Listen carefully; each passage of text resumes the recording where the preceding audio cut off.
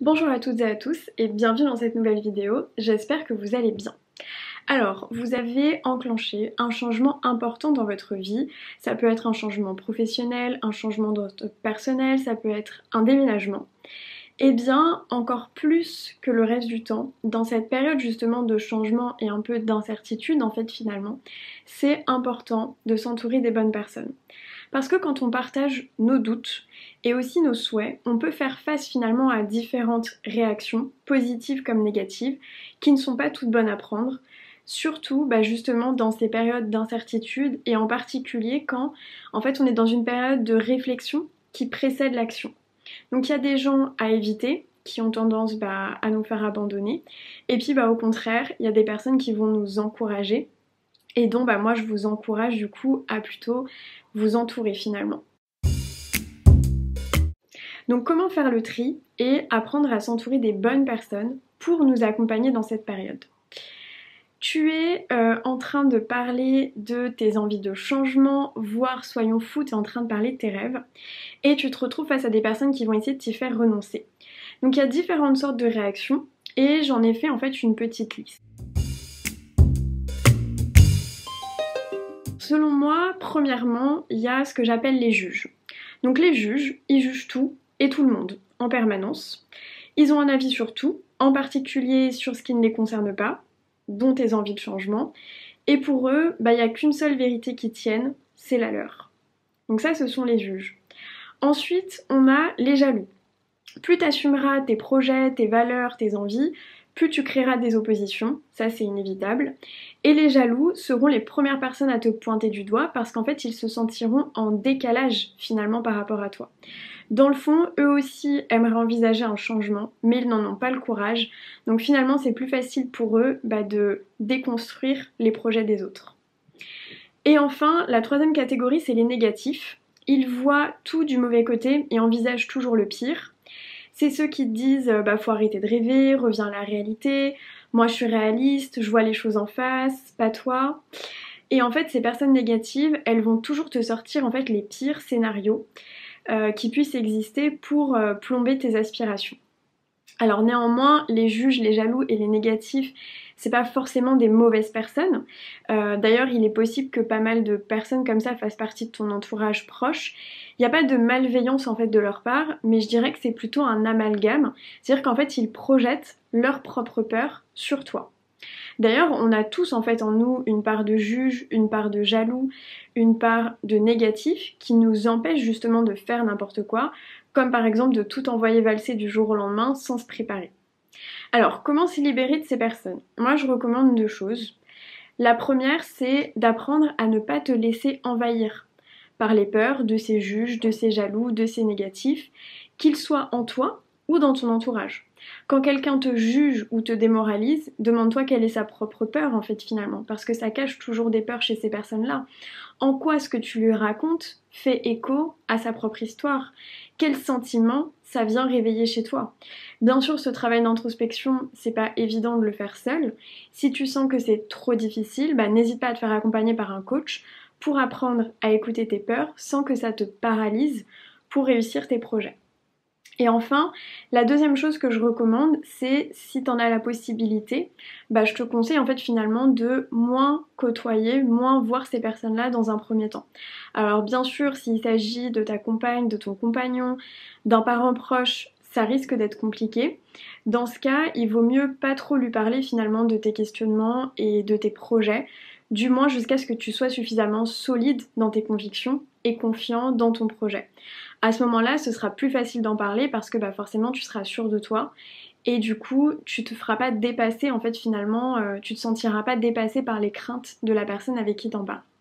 Moi, pour partager mon expérience personnelle vis-à-vis d'un changement, quand j'ai su que j'allais partir vivre au Brésil, j'ai eu pas mal de mes proches qui étaient contre en fait finalement cette décision que j'avais prise toute seule et par moi-même. Et en fait, mes proches, pour eux, Brésil était égal à danger. Donc ils ont essayé un petit peu de me dissuader de partir.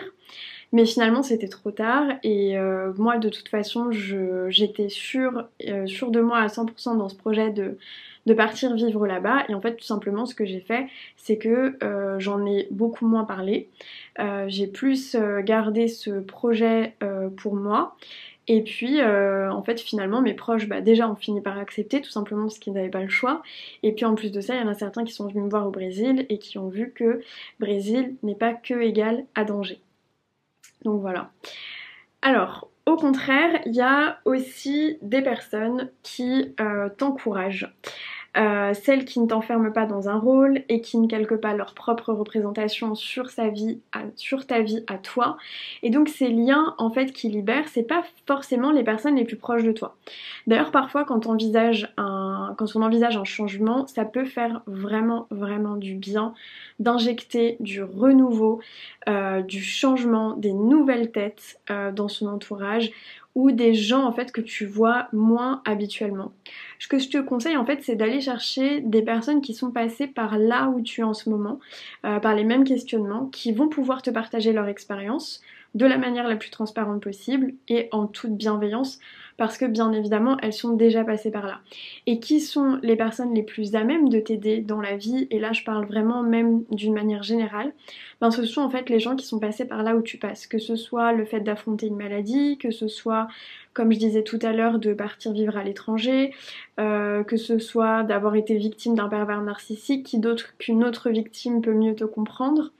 Euh, voilà, c'est toujours en fait les personnes qui sont passées par là où tu es passé qui vont être les plus à même de t'aider. C'est aussi d'ailleurs pour ça que je te recommande si à un moment donné tu ressens le besoin d'être accompagné professionnellement, que ce soit par un coach, un psychologue, un psychiatre, un thérapeute, ben de chercher en fait finalement une personne qui est spécialisée dans comment dire dans ce vers quoi tu tends parce que justement cette personne-là sera passée par là également ou alors par la difficulté que tu rencontres actuellement. Les trois personnes en fait les plus susceptibles de t'aider dans une personne de changement, ça va être les personnes qui te connaissent bien et qui sont également bienveillantes et positives. Parce que si c'est des gens qui te connaissent bien et depuis longtemps, ces personnes-là elles pourront te donner un vrai feedback constructif par rapport à toi. Ensuite, il y a ceux dont tu n'es pas nécessairement proche, mais qui sont connectés de près ou de loin au type de projet que tu as envie d'explorer. Donc ça, c'est ceux dont je parlais juste avant. Et puis ceux dont tu n'es pas nécessairement proche, mais que tu trouves tout simplement intéressant, stimulant et inspirant. La concrétisation de ton projet, elle dépend beaucoup de ton niveau d'énergie et de ton réseau. Et ton niveau d'énergie et ton réseau dépendent beaucoup des gens dont tu t'entoures. Donc, ce que je te propose, c'est d'identifier en fait trois personnes autour de toi. Comme je disais tout à l'heure, une personne qui te connaît bien et qui est toujours bienveillante, une personne qui est connectée de près ou de loin au domaine que tu as envie d'explorer ou qui a vécu ce que tu vis actuellement, et enfin une personne que tu trouves énergisante et stimulante. Ce que je t'invite à faire, ça va être de leur proposer en fait tout simplement de passer du temps avec ces personnes-là. Ça peut être autour d'un déjeuner, ça peut être autour d'un verre, autour d'un café, en leur disant en fait simplement que tu travailles sur un projet dont tu aimerais leur parler pour finalement avoir leurs conseils. Ou en tout cas leur parler de la période que tu traverses et de tes doutes. Quand tu les verras, bah, faut pas hésiter à leur poser un maximum de questions. À la personne qui te connaît bien, tu peux lui demander quelle qualité finalement tu n'utilises pas suffisamment selon elle, si elle connaît des gens qui peuvent t'aider également et aussi en quoi cette personne-là peut être utile. À la personne qui est connectée de près ou de loin au domaine que tu veux explorer ou en tout cas à la phase que tu traverses actuellement, tu peux lui demander tout simplement comment elle a démarré, comment elle a fait à ta place, si elle a des personnes à te présenter, des livres à te recommander également et aussi en quoi tu peux lui être utile. Et puis pour terminer, la personne énergisante et inspirante, tu peux lui demander comment elle s'y prendrait à ta place, comment elle fait quand elle a des doutes et des peurs, ce qui lui donne de l'énergie, si elle connaît des personnes qui peuvent t'aider, et enfin, en quoi tu peux lui être utile. Je te remercie beaucoup pour ton écoute. Si ça t'a plu, n'hésite pas à t'abonner à la chaîne YouTube, à liker cette vidéo. Également, tu peux t'abonner à mon compte Instagram et j'ai aussi un podcast sur lequel je parle surtout de vie entrepreneuriale et de la vie professionnelle en général. Donc si ça t'intéresse, n'hésite pas à regarder ce podcast. Encore une fois, merci beaucoup pour ton écoute. Prends soin de toi et à très bientôt dans une prochaine vidéo. Bye bye.